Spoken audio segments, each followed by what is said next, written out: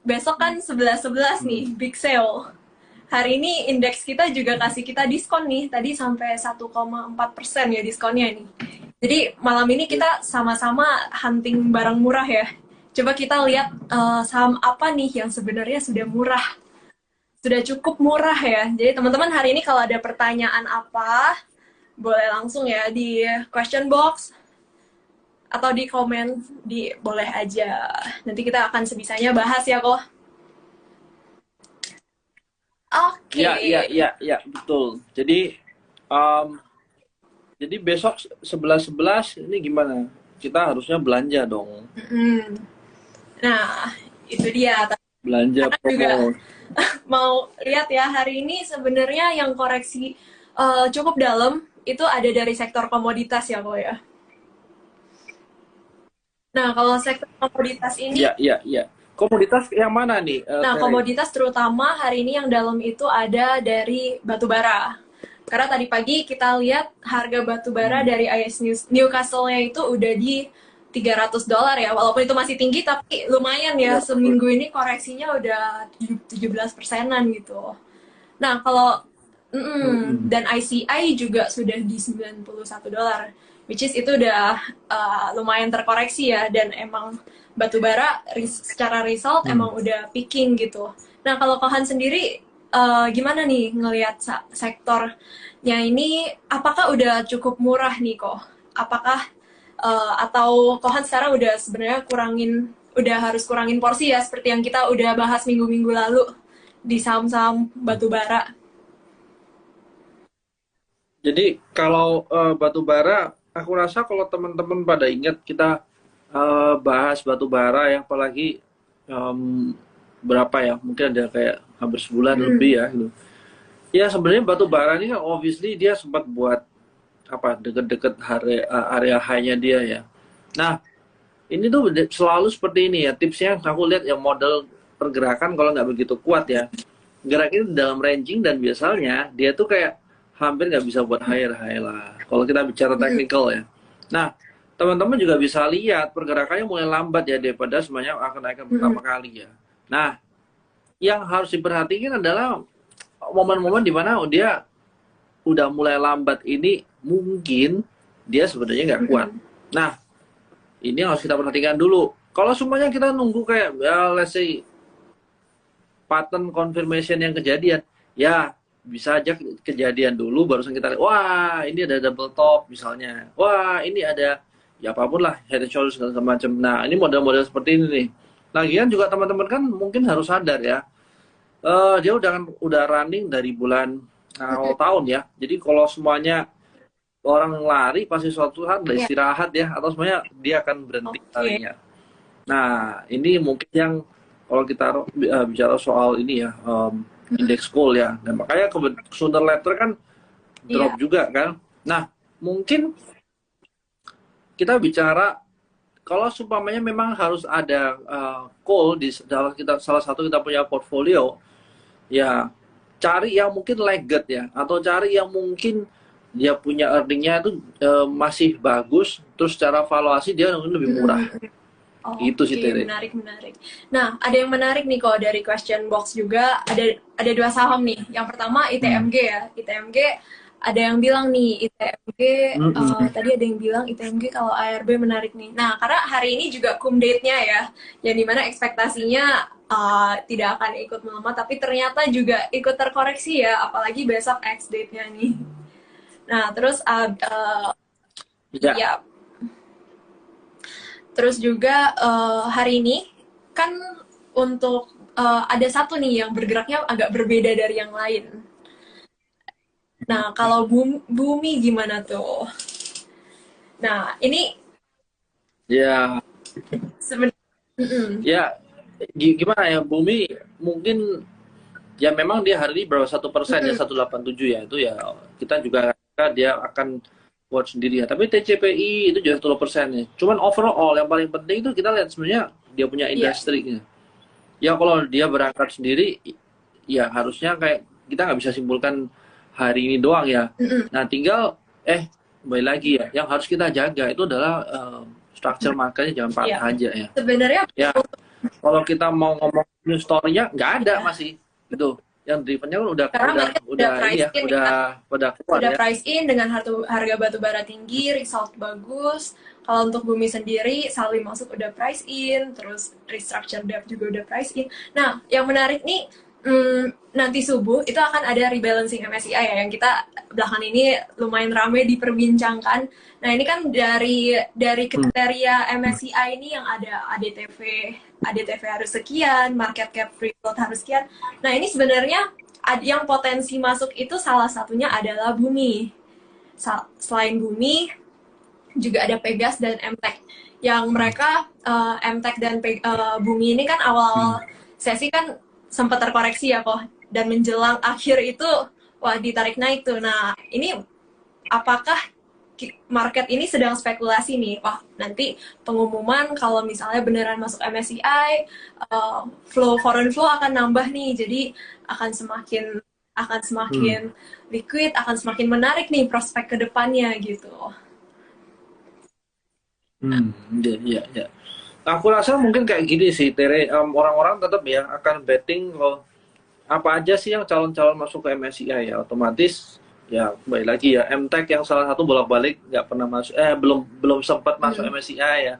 Terus orang juga mungkin lihat si Mm-mm. buminya, siapa tahu masuk MSCI. Tapi sebenarnya Ya. balik lagi, yang kejadian kan selalu kayak waktu deket-deket MSCI ini orang-orang akan buang ya. Mm-mm. Nah, karena orang-orang kan ya sudah kita mau buang kemana ya, buangnya ke investor asing gitu ya. Which is di sini kita ngomong di Ya. MSCI-nya. Nah, ini yang udah sebenarnya kalau teman-teman lihat sepanjang tahun ini atau tahun lalu ya Wah, kejadiannya aku begitu. inget tuh kok, itu Nah, nasibnya Bang Jago ya sama ADMR. Semenjak bulan Mei diumumin masuk ya, MSCI, wah itu kayaknya beneran downtrend, going down ya. Hmm. mm-mm. Nih Ya, ya, ada ya. yang bilang nih, Tapi MTech di memang PHP-in terus nih sama MSCI. Jadi kita nunggu ya, nunggu resultnya ya, nanti nanti pengumumannya paling besok pagi udah kita bahas. Karena MSCI itu bener-bener ya, cuman MSCI dan Tuhan yang tahu ya kok. Kalau secara perhitungan ya emang masuk, tapi ya, ada consideration lain nih kayak capitalnya mereka, GCG atau apa yang kita orang luar nggak tahu ya, nggak ada informasinya. Mm-mm. ya, ya, ya. Mungkin selain itu ya mungkin Jogi yang tahu ya, karena dia harusnya dia Oh yang ya, nonton. kayaknya sudah pasrah ya kok ya.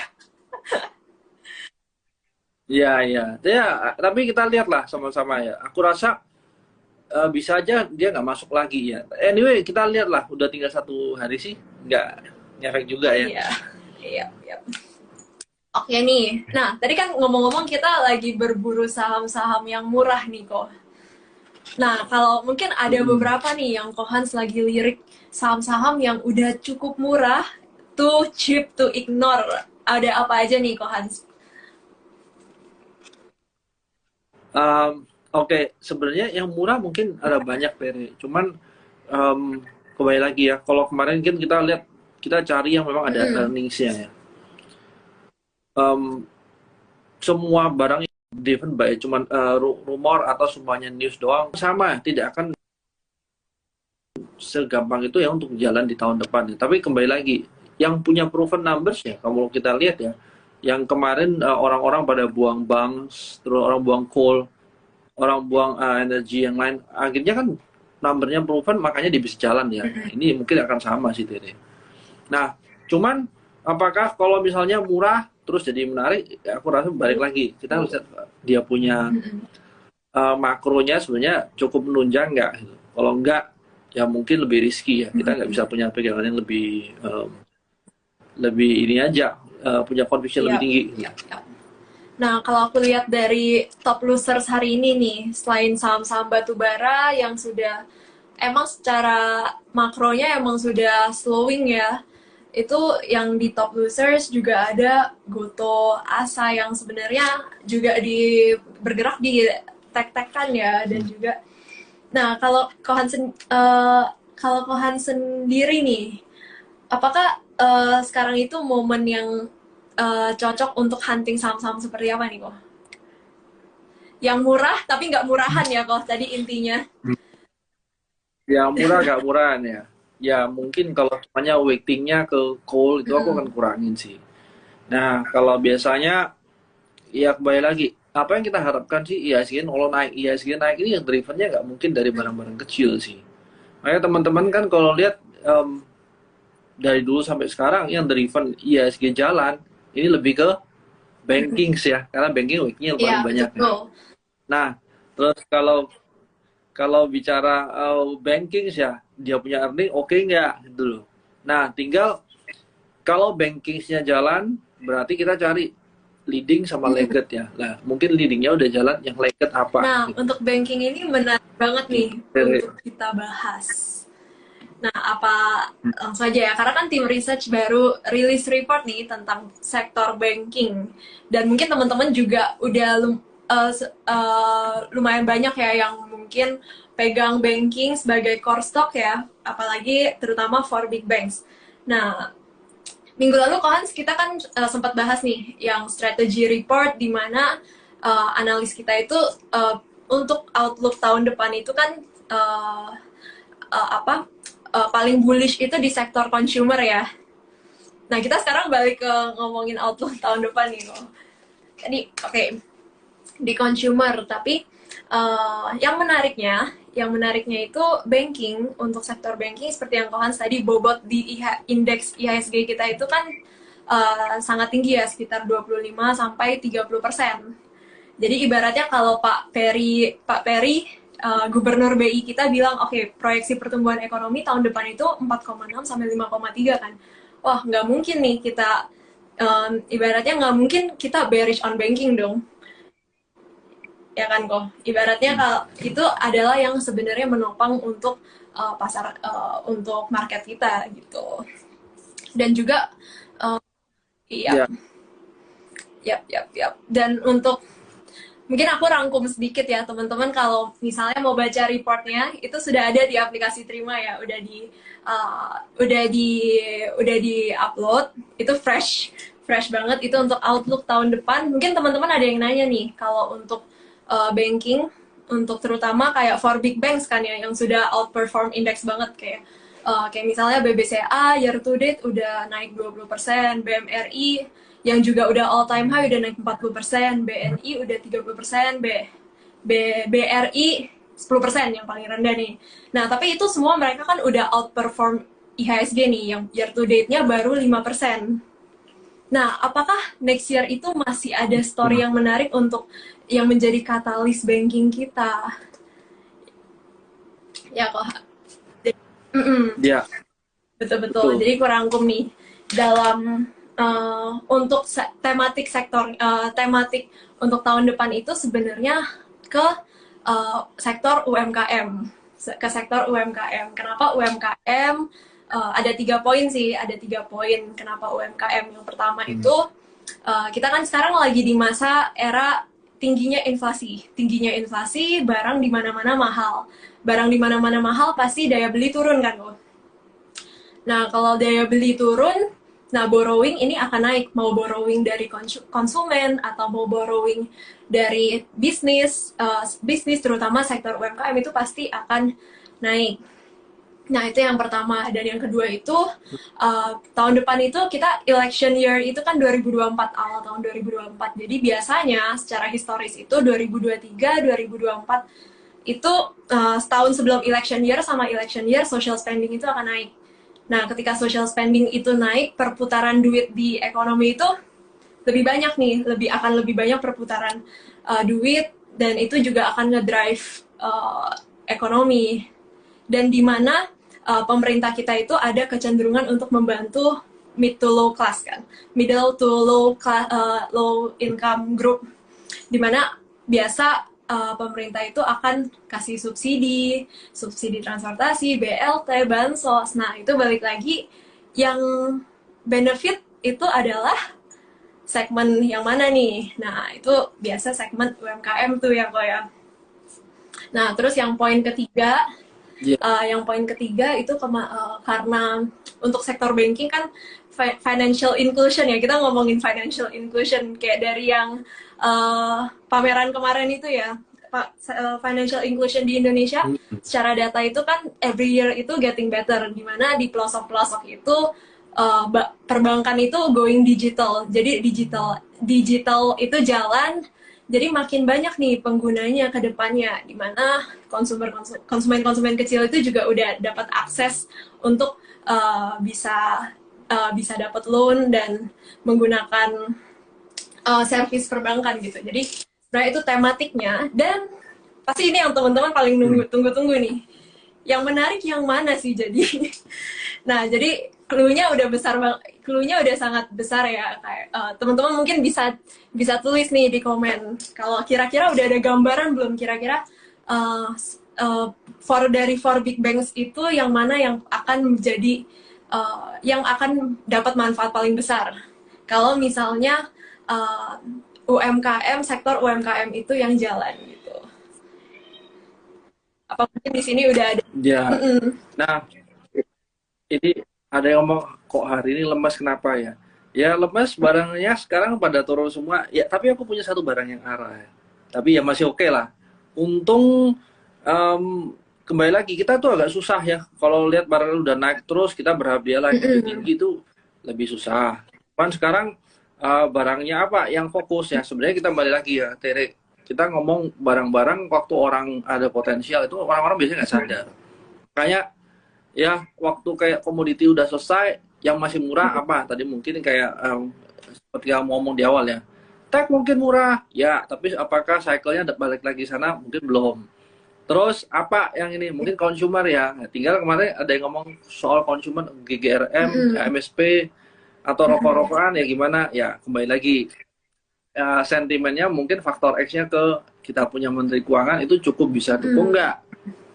Nah, kita masih lihat nih, Tere, yang kira-kira produknya misalnya nih nggak gampang Mm-mm. digantikan gitu. Atau mana nih segmen kurang lebih yang paling banyak atau punya buying power paling banyak untuk eh, bayar Oh, barangnya kan. dia. Itu seru untuk Ya kita gitu. bahas. Nih kok, aku mau mention dulu nih kok. Teman-teman di sini ada yang udah jawab nih, pada jawab bener nih semua BBRI, BBRI, BBRI. Wah, oke nih. Jadi bener, semuanya bener ya. Kita ya, jadi BBRI ini kan kalau sektor UMKM itu exposure-nya yang paling besar ke sana ya kok ya.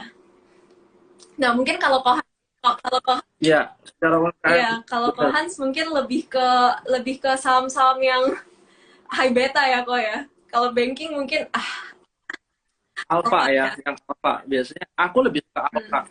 Karena balik lagi, kalau seumpamanya kita ngomong size dari trading tiap orang kan beda ya mungkin Tere ya. Buat orang yang mungkin untuk gerakin duitnya lebih besar, kalau problem nomor satunya jangan sampai waktu dia masuk tuh dia nggak bisa keluar.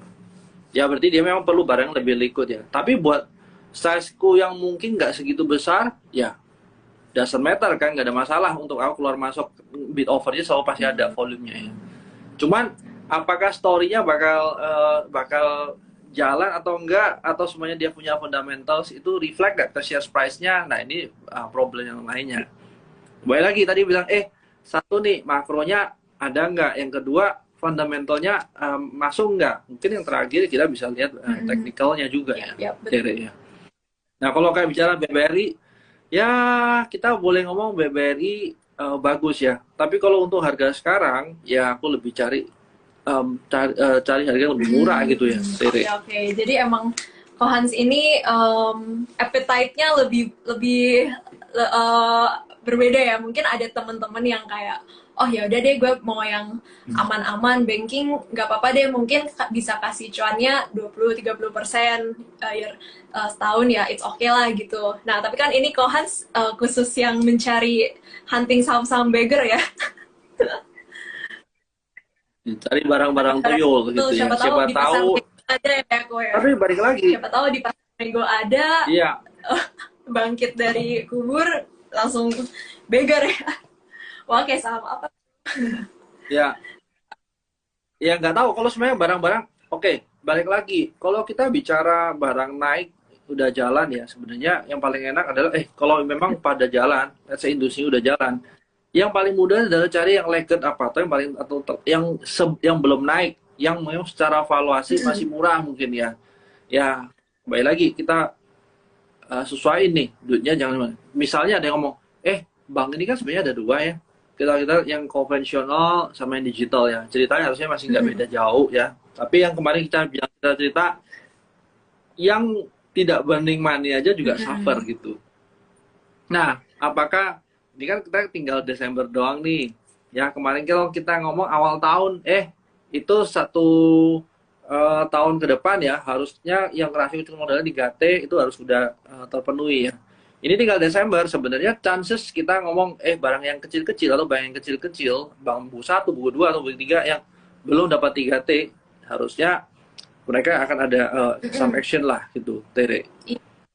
Nah, itu sih mungkin yang lebih menarik ya. Tapi kalau memang bank-bank yang nggak begitu kecil ya, aku rasa buat aku salah satunya masih menarik ya BTPS gitu. Oke, menarik ya. Jadi sebenarnya menarik momentum untuk karena kewajiban untuk memenuhi 3T itu akan pasti makin mendekati deadline akhir tahun ini, pasti makin banyak nih berita-berita yang muncul. Seperti misalnya baca yang belakangan ini lumayan ramai juga ya, BBYB yang masih harus memenuhi minimal modalnya. Nah, itu kalau menurutku pribadi itu menarik. Menarik untuk kita manfaatin teknikalnya nih juga dan momentumnya. Tapi kalau untuk mau investasi jangka panjang, mau untuk kita betting on salah satu digibank atau apa, mungkin masih belum menarik sih buat aku kok. Karena sebenarnya kalau menurutku ya, kalau kita lihat nih dari 4 big banks kita yang reputasinya sudah cukup lumayan baik ya, kayak misalnya BCA itu kalau ngomongin soal digibank, sebenarnya mereka juga ada loh, kayak BCA. Mereka mungkin masih paling bisa ya database-nya mereka ya. Makanya teman-teman kalau lihat ya, sekarang itu buat contoh ya, ini kemarin ada yang buat rekening di kita ya, Tere. Jadi BCA itu kan ada BCA biasa sama BCA Blue. Nah, yang ya orang-orang mungkin belum begitu banyak ya situ. Bahkan ya kalau kita lihat tuh, ada kah BCA Blue? Ternyata sebenarnya udah mulai jalan nih. Ya pembukaan rekening, ya register kan dia, connect-nya pakai BCA, tapi BCA-nya ternyata BCA Blue gitu, atau BCA digital. Nah ini kalau kita lihat dari BCA sendiri sehat ya. Kalau dia mau burning ke sana, dia nggak susah lah, karena dana murahnya banyak. Betul. Karena dari liquidity, dari balance sheet itu mereka juga yang paling sehat kan ya. Dan selain BCA Blue, BRI ada Brimo, Mandiri ada Livin, BNI apa ya kok? Ya intinya mereka udah punya masing-masing udah punya digibanknya. Oh ya kok, ini baru banget nih 8.30. Dari tadi aku lihat mulu nih jamnya, karena deg-degan nih sama data inflasi. Ternyata ada keluar, actualnya ada di 7,7. Good news nih kok. Is it turun kan?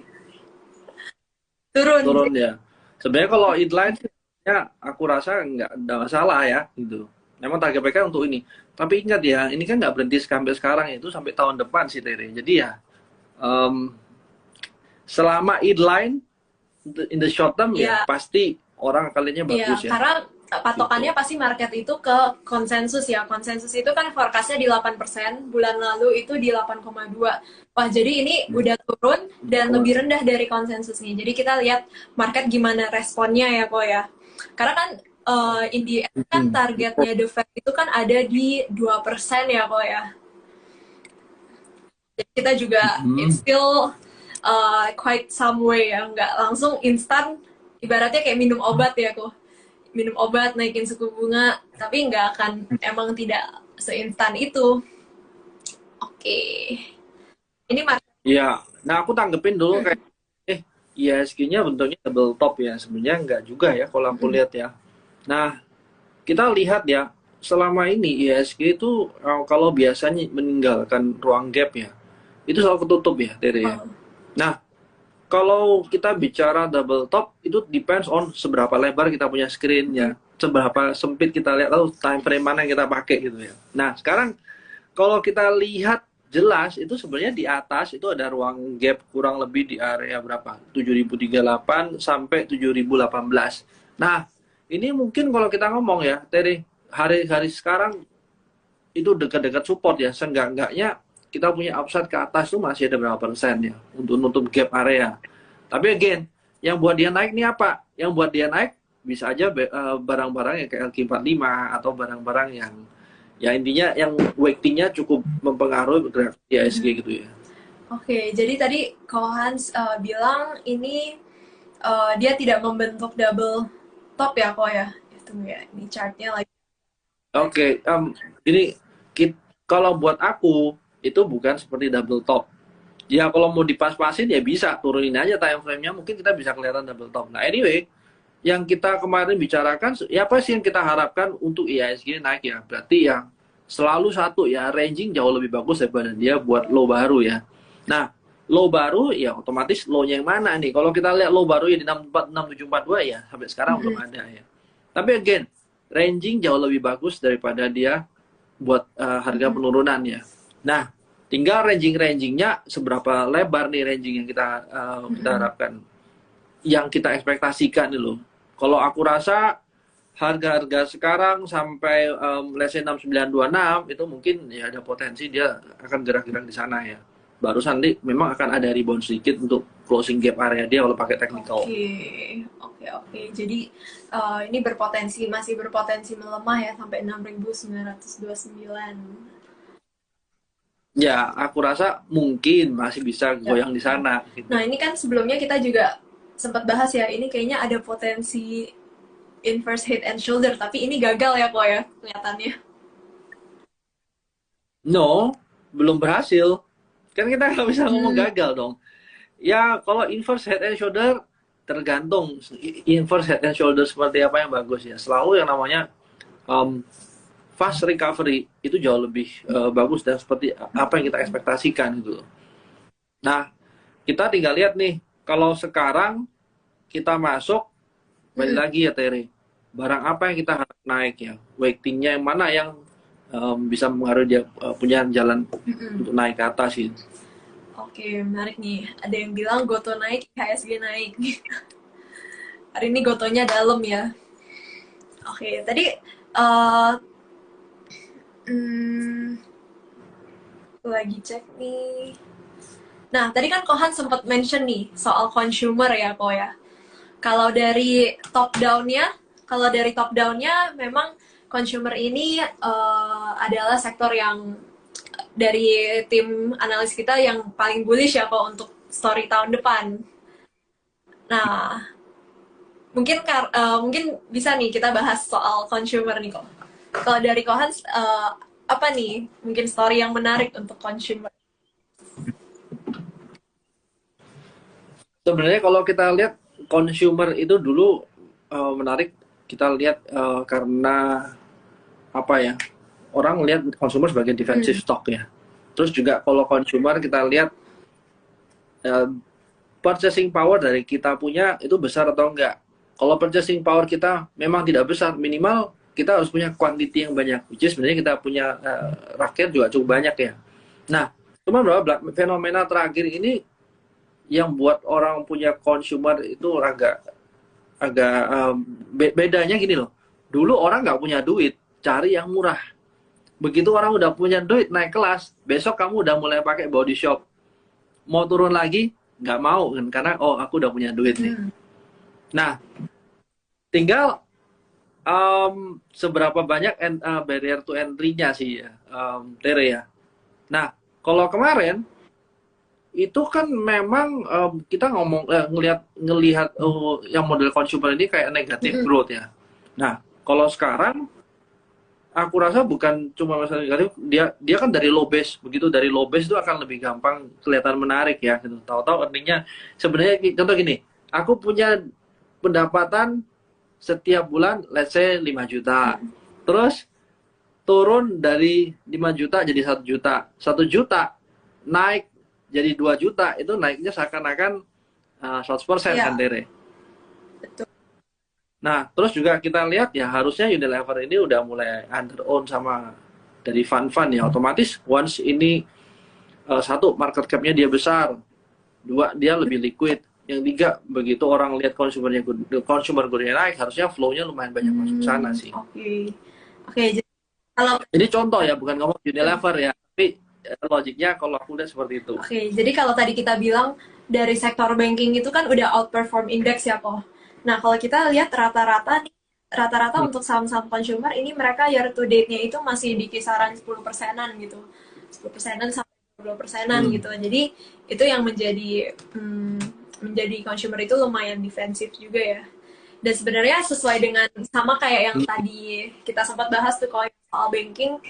Nah, ini kan temanya di masa-masa inflasi seperti ini ya, di mana daya beli akan turun. Nah, dan di mana kan tadi yang kita mention tahun depan GDP itu diproyeksikan sama Pak Peri, gubernur BI kita masih akan di kisaran 5% kan kok. Nah, di mana tahun ini kita tahu nih GDP kita itu mostly ditopang juga sama harga komoditas yang tinggi.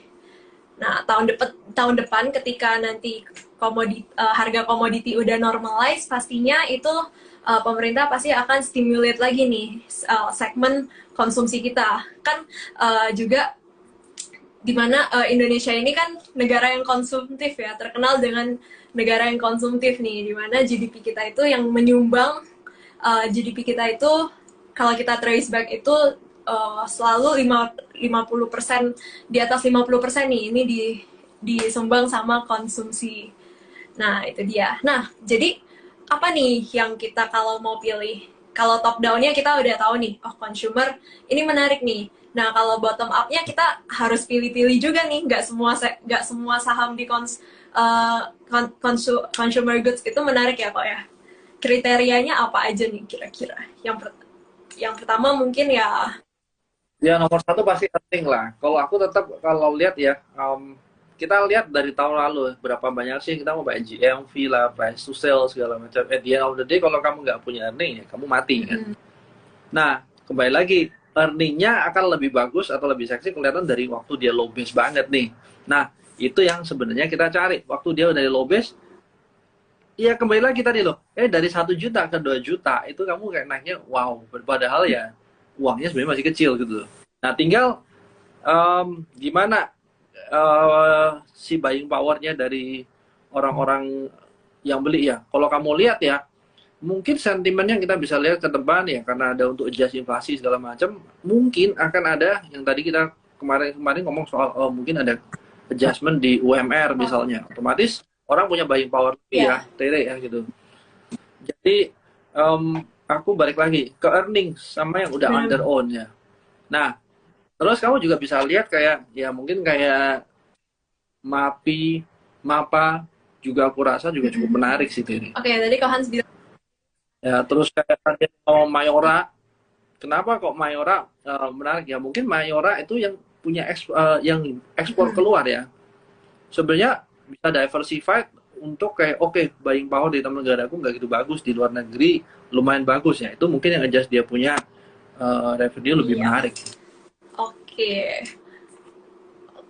Kok sorry aku cut bentar nih. Ada Glenn nih yang baru komen. Inflasi US di bawah. Ya, tadi kita udah mention ya, ini good news karena inflasinya way di bawah ekspektasi. Telat Koko Glenn. Iya, telat nih Koko Glenn. Tadi Terry udah ngomong dong, makanya kurang maju liatnya atau kurang ini. Iya, ini futuresnya langsung naik 1,89% nih. Terus kita lihat USD index juga.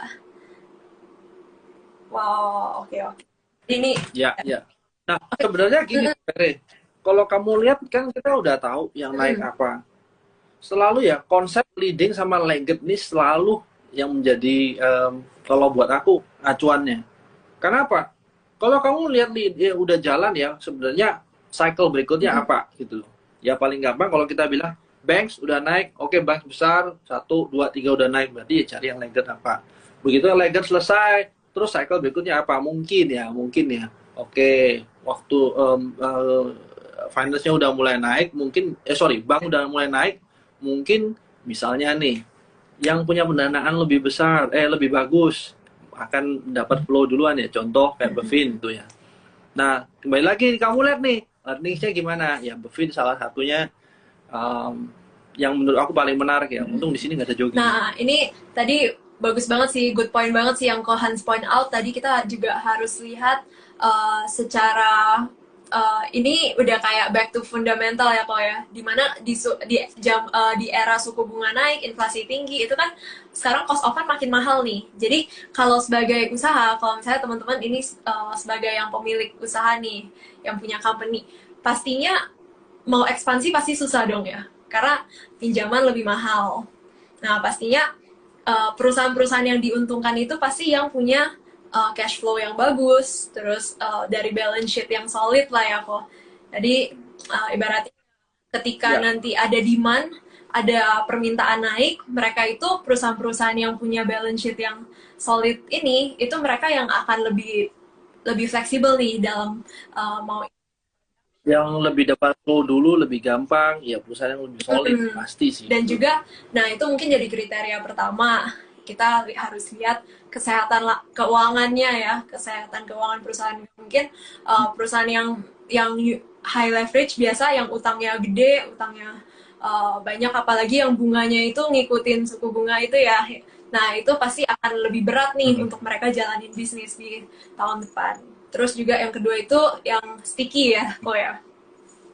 Barang-barang, kira-kira apa nih? Barang-barang yang mau kita ada duit, nggak ada duit, resesi atau lagi economic growth, kita akan selalu pakai nih. Ya pulsa lah, apalagi kamu lagi resesi juga beli Benar-benar itu pulsa juga kok gitu. menarik. Benar, sekarang lebih Iya. ada Itu kan apa ya, second commodity yang orang-orang secara nggak sadar sih. Ya Tere ya, itu kan orang-orang nggak sadar itu komoditi yang mereka pakai gitu. Jadi kayak contoh ya, aku ngelihat kayak oke, komoditinya US dollar apa? Komoditi US ya ada yang ngomong oil segala macam ya, menurutku komoditi US dollar ya komoditinya US ya US dollar ya sendiri ya gitu. Ya mungkin cara aku lihat kayak gitu, Tere. Ya hal yang sama loh, kita ngomong komoditi harus ada, ya even kayak pulsa juga orang-orang mau nggak mau harus pakai kok, sticky juga gitu. Emang sekarang kamu peduli harganya naik berapa persen, kamu ganti switch ke tempat lain juga enggak kan? Jadi kamu beli juga pulsanya kok. Orang beli pulsa sekarang rata-rata berapa untuk internet cepet ceng kan minimal. Betul, intinya kalau pulsa mau semahal apapun ya kita mau nggak mau ya tetap harus bayar ya segitu ya kok ya. Iya, apalagi yang market share-nya paling besar, ya secara paling besar mungkin dia nggak lebih gampang, nggak gesit lah ya. Tapi untuk dia yang paling besar, ya benar tadi salah satunya Telkom, aku juga cukup suka. Tapi kita mainnya panjang ya Telkom ya. Salah satu yang paling besar, yang kira-kira punya dana untuk ekspansi kemana-mana dari Sabah sampai Merauke, harusnya tetap yang paling besar ya, aku rasa lebih Telkom ya. Telkom ya, emang big capsnya itu di Telkom. Nah, aku mau spill nih. Hari ini kita juga ada rekomen satu saham dari Telco. Itu ada Indosat. Nah, kalau secara teknikal hari ini kan dia masih sanggup menguat 1% ya. Dan secara teknikal dia itu rebound di supportnya. Jadi ya ini menarik untuk teman-teman bisa pantau. Dan juga kan semenjak ada merger dari Indosat Hutchison.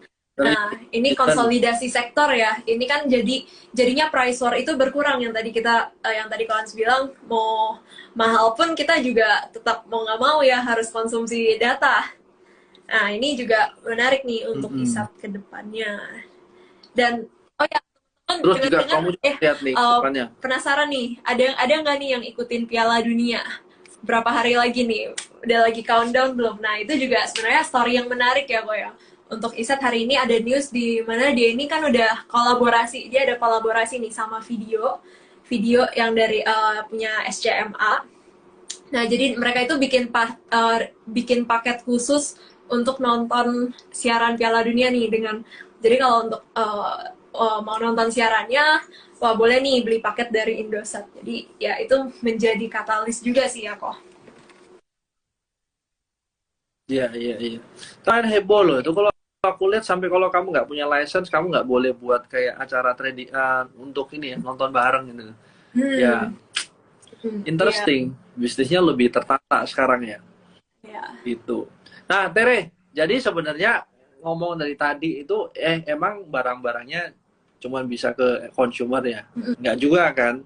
Nah, sebenarnya di momentum-momentum sekarang ini ya, kembali lagi ya, view kita mungkin beda ya. Tere mungkin lihatnya kayak 6 bulan ke depan. Aku cuma mungkin lihat sampai Desember, otomatis pemilihan sahamnya mungkin beda.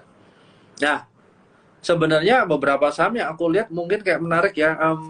Energi contohnya ya. Aku masih lihat fundamentalnya juga tidak iya. jelek ya. Mungkin kalau bicara dari energi, barang-barangnya si Bakri yang udah bagus atau udah rapi ya energinya. Nah ini mungkin aku masuk dalam aku punya watchlist ya. Karena kemarin sempat ya waktu aku jual, aku pikir, yeay setelah jual turun, wah orang paling jago nih. Terus Iya. besoknya naik. Jadi aku miss barangnya. Nah ini aku masih mau masuk lagi gitu ya. Terus juga I think model kayak Kid gitu ya mungkin lebih kecil tapi um, fundamentally juga ada prospek kedepannya cukup bagus nih kalau aku lihat Oke. ya. Terus juga apa ya, Medco ya. Medco ini kemarin aku cukup suka ya, tapi kalau udah pullbacknya segini dalam, I think aku biarin dia turun dulu deh. Aku nggak berani masuk dulu, tapi masukin ke dalam watchlist ya. Mungkin kayak Akra. Nah, ini Akra mungkin yang salah satu yang aku suka ya. Kalau memang kita mau mainnya agak panjang ya. Memang kelihatannya dia lemot ya, tapi begitu jalan ya, Mm-mm. Dan tahu-tahu ya. dia nggak ada stopnya gitu. Mm-mm. Oke, nah tadi kau Hans mention banyak banget nih ya saham-saham yang gerak di oil and gas juga nih. Nah, kalau aku sendiri aku lagi watchlist ini saham Elsa nih. Aku sebenarnya suka Medco sih kok dari story-nya. Medco ini kan yang punya yang punya subsidi yang punya Lampu. Aman Minerals ini ada copper, ada tembaga, ada emas, mereka juga ada solar power. Jadi emang dari diversifikasi bisnisnya menarik nih. Tapi yang aku lihat menarik ini dari teknikalnya ada Elsa nih kok. Kalau menurut Hans gimana nih kok kalau Elsa? Udah menarik. Eh, Oke, kalau aku lihat Elsa tuh gini, sebenarnya kembali lagi ya, kalau untuk trading itu paling enak itu kalau udah kita lihat atas sama bawahnya kelihatan nih. Nah, kalau kamu lihat Elsa ya, kamu gambarin kayak paralel line ya atau channel gitu ya. Sebenarnya kita bisa assume ya, kalaupun dia naiknya sampai mana, seenggak-enggak bisa jadi guideline kita. Even dia bisa aja Ya. break ya. Yang aku nggak begitu suka adalah ini 16% sih, Tere, ya, dari Elsa Correction. gitu ya. Mungkin, ya sorry, bukan correction ya. Kalau kita mau masuk harga ke 330, ya, risk and rewardnya 1 banding 1,5 lah. Oke.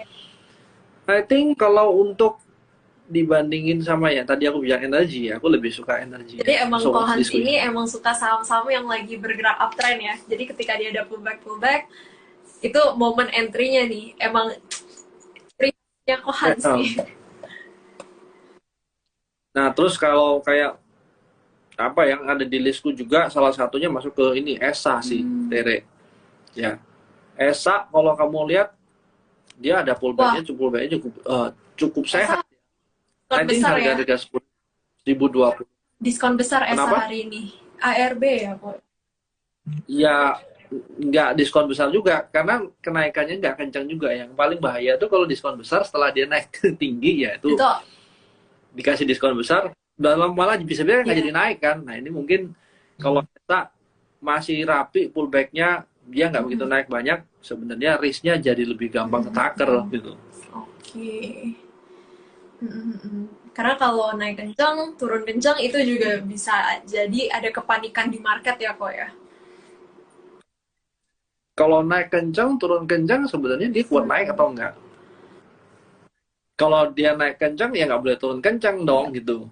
Gitu. Tapi kalau Saham-saham lain apa ya, sektor lain yang mungkin kalau kamu lihat menarik ya, kayak Arna ya. Arna selalu dia punya result menurut aku Ya, selalu stabil ya. mm, Karena mungkin kayak Mulia ya, gitu ya. Mungkin terakhir orang-orang suka cukup rame kan yang CAKK ya. ya. Nah, Gerak coba yang dilihat keramik ya ya gitu. kok ya. Cuman ya Ya. betul Arna betul. ini definisi, karena emang Arna ini very good company ya. Kalau kita lihat dari fundamentalnya itu juga sempat ada reportnya, dia sempat ada report itu emang di companies, among companies keramik itu adalah bisa dibilang blue chipnya yang punya fundamental paling solid. Tapi good company doesn't mean good stock ya, kok kadang Share stoknya, share share price-nya price-nya naik naik belum tentu tentu. ya. Tapi balik lagi, kita lihat tuh. Kalau kita mau nyaman atau bisa tidur tenang, minimal kita lihat dari ininya, earningnya ada. Kalau dia earningnya ada bagus, seenggak-enggaknya kalau kita berharap siapa tahu dikasih dividen lebih masuk akal daripada company yang nggak ada earnings ya, atau earning nggak gitu bagus tuh.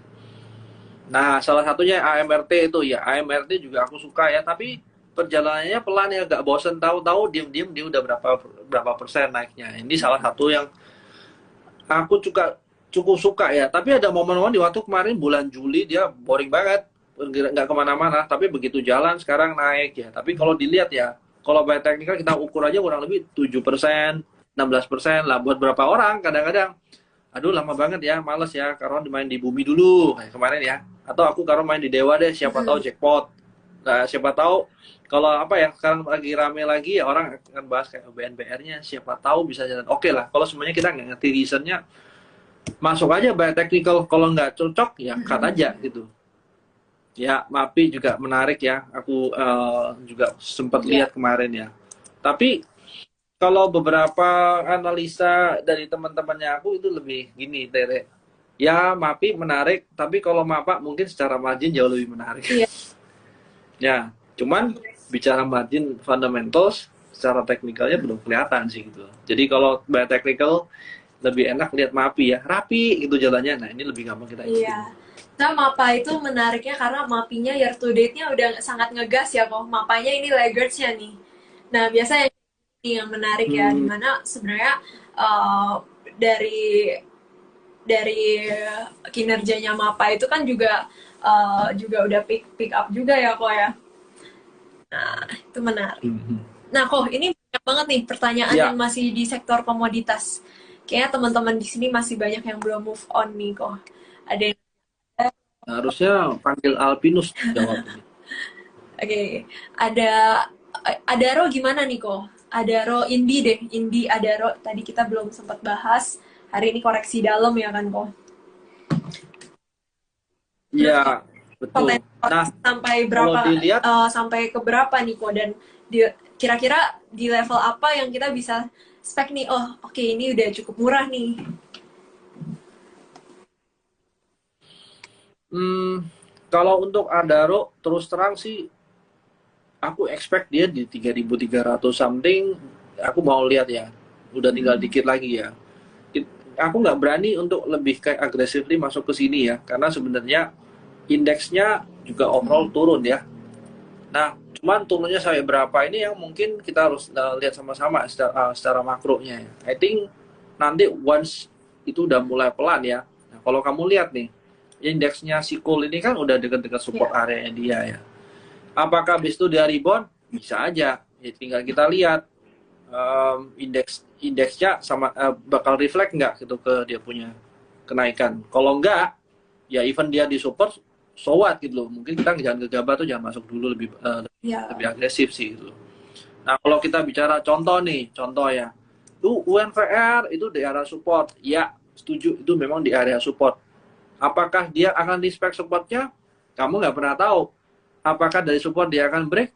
Kamu juga nggak pernah tahu. Tapi kalau sumpamanya aku mau antisipasi, ya aku akan antisipasi. Kalau dia break, mungkin aku harus prepare stop loss lebih panjang daripada kena setelah break dia naik lagi. Terus kita ke gocek kan nggak enak juga ya. Ya udah, kalau gitu masuk aja bertahap. Bagus nggak secara teknikal? Kalau kita lihat secara teknikal, ibaratnya gini, kamu punya barang bagus. Kalau barang kamu nggak laku, kamu harus diskon kan? Kalau kamu barang ini kamu diskon, seberapa banyak kamu diskon sampai orang beli, itu barusan kita lihat, oh kita nggak perlu diskon lagi ya. Nah, coba reflect nggak sama Unilever? Dia naik, terus dia diskonnya cepet banget, bahkan sampai gap-gap ya, otomatis.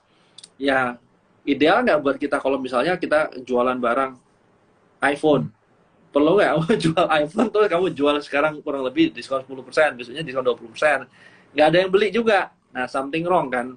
Nah, sekarang kita lihat, Unilever gimana earningnya? Ada nggak? Tinggal secara teknikal, Unilever dekat support. Mantul nggak? Nggak akan ada yang tahu. Tapi kalau semuanya kita lihat, oke, mungkin gue nggak masuk dulu. Kalau semuanya dia benar-benar real, muternya lebih jelas, masuk. Mungkin jauh lebih wise. Oke, oke. Gitu. Nah, ini apa nih? Sabrina ngomong MDKA. MDKA. Mungkin Cici Sabrina mau menjelaskan nih MDKA kenapa nih? Mau nanya atau kita lagi mau apa nih? Dibully nih? Kayak kemarin dia baru bilang, biasa, wah kenapa nggak harusnya di Oke, jadi sebenarnya MDKA ini ya lumayan aku suka ya, karena emang story-nya ke depan itu kan ketika China nanti akan open open border, lockdown-nya itu dicabut, ini kan akan menjadi story yang menarik nih, terutama di saham-saham permetalan. Nah, MDKA salah satunya nih yang punya Merdeka Copper Gold, Copper kopernya ya. dan juga yep. Copper, gold. Nah, terus kalau kamu lihat, ya biasanya kalau kita lihat ya backtesting ke belakang, itu berapa lama? Waktu kapan sih gold itu lumayan bottom ya? Nah, kalau kita udah bisa lihat itu bottomnya di mana, seenggak-enggaknya coba backtesting ke belakang Agustus sampai Desember itu biasanya gold pada kuat naik ya. Akan reflect nggak? Backtesting aja dulu. Nah, tinggal teknikalnya udah ready nggak untuk jalan. Kalau menurut aku kayak MDKA ini ya, kan ada ruang gap kecil tuh. Nah, mungkin tuh teman-teman bisa pakai untuk masuk ya. Atau maksudnya spekulasi untuk di entry price pertama. Tapi again, kembali lagi nih. Kalau lu orang punya barang, mau diskonnya cepet atau enggak, itu menunjukkan barang kamu kuat naik atau enggak. Oke, jadi semakin dia diskonnya besar, semakin dia itu gak kuat naik ya kok ya? Ya, kalau mau relate ke technical ya. Tapi fundamentally oke. Ya, aku suka juga MDKA. Ya, aku suka ada MR juga yang Hari ini metals ya. koreksi 2,8% Terus nih. Jadi juga Kohans, pesan dari ya, Kohans, perhatikan level deket gapnya. Biasa karena kalau ada gap akan cenderung menutup gap ya di 3990. ya, terus juga kalau kamu lihat kayak I think Inco juga masih menarik ya. Kalau suruh pilih Ankam atau Inco, aku selalu lebih suka Inco-nya. Ya, tinggal let's say Inco-nya jalan. Kembali lagi konsepnya, leading-nya apa, lagger-nya apa. Itu mungkin lebih gampang kita ikutin sih. Minimal kalau mau nyontek ya nyontek yang udah jalan lah gitu. Oke, mungkin terakhir pertanyaan terakhir. Gak berasa ya kalau udah jam 9 aja nih. Ya udah mau tidur nih, cepetan gitu. Ya gimana. Nah, BRMS oke. Sebenarnya dari tiga-tiganya kan hampir sama ya. Kalau kamu lihat bahas si BRMS ini juga ada emasnya juga ya. Nah, ini mungkin ya teman-teman bisa lihat lah. Tinggal share price-nya reflect atau enggak. Nah, dari BRMS-nya sendiri juga udah mulai ranging ya. Nah, terus juga dia kalau kemarin ada sentimen Salimnya masuk dan itu juga cukup legit ya. Tinggal share price-nya jangan turun. Kalau jangan turun berarti ya lu jangan buat lo baru lah. Kalau technical fundamentalnya aku udah tahu, belum ada yang berubah kan anyway. Ya udah ikutin nah, aja. BRMS ini kita di Terima Edis juga ada nge-call nih dia pas di tanggal awal November ya, pas dia di support 107 level 172. Nah, jadi target price kita ada di 194 nih untuk resistance-nya. Jadi teman-teman bisa perhatikan level itu ya. Oke nih, mungkin untuk hari ini itu dulu. Hopefully hari ini teman-teman udah ada gambaran besar ya, karena hari ini kita juga banyak bahas tentang outlook nih untuk tahun depan, di mana dari tim dari dari kita dari Trimega ini kan emang bullish on sektor consumer dan juga juga sektor banking ya yang tadi kita bahas. Yap, jadi balik lagi kita back to fundamental lagi nih aku. Balik lagi kita top down Ya, analisis, kita juga bottom up nih. Kita lihat apa aja nih faktor atau variabel yang akan menjadi driver untuk perusahaan ini, apa yang jadi pemberat nih untuk perusahaan ini. Itu semua kita harus balik lagi kerjain PR nih. Harus rajin ya. ya mungkin memang benar-benar harus lihat ini ya, harus mulai lihat lah. Amin, kita sama-sama belajar juga ya, sama-sama sharing ya. Aku rasa kembali lagi apa yang kita lihat dari 2 tahun terakhir ini sebenarnya cukup reflect. At the end of the day, kamu punya earnings atau enggak?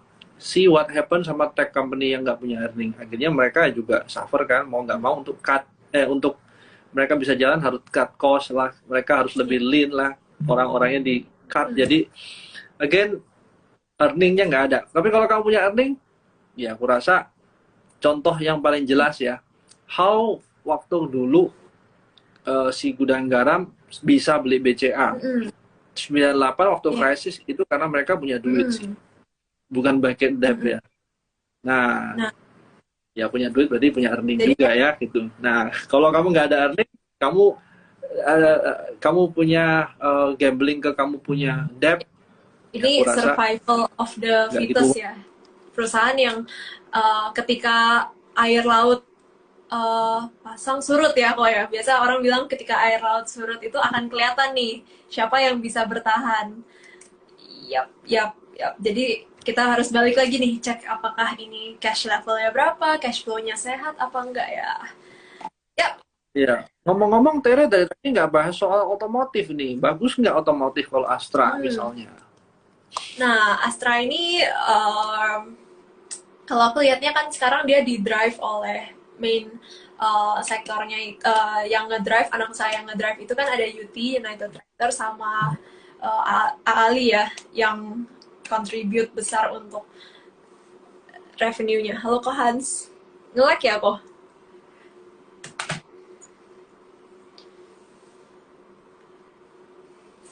Halo kok, teman-teman, suaraku aman? Oke, jadi kalau personally aku untuk Astra itu emang big caps yang sangat menarik ya, karena kayak penjualan mobil ini kita lihat dari data car sales itu, oh Kohansnya udah leave nih. Oke, oke aku selesaikan pertanyaan Kohans deh mungkin.